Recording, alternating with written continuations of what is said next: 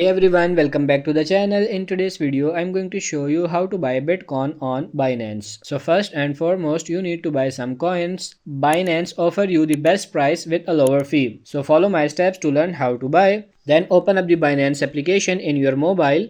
After that, we need to set Binance app on Binance Lite. So go on your profile by tapping on the Binance application on the top left of the screen. Then we need to disable Binance Pro by clicking on this Binance Lite. Now you are on Binance Lite version of the app, and next to buy Bitcoin we need to tap on this yellow button with two arrows in the bottom of the screen. On this menu we have a few options and we will go on first one to buy crypto. You need to choose a coin you want to buy, or you can scroll down to find coins, or else you can go to the search bar and type the coin you want to buy. I am choosing Bitcoin here. Now you have to enter with how much money you want to buy Bitcoin. Also, you can set recommended money you want to pay, and when you finish, you want to click on this yellow buy button at the bottom of the screen.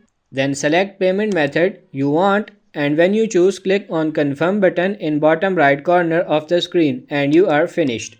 So that's pretty much it for this video. I hope this video was helpful. If it is, like it and subscribe to the channel. Thank you.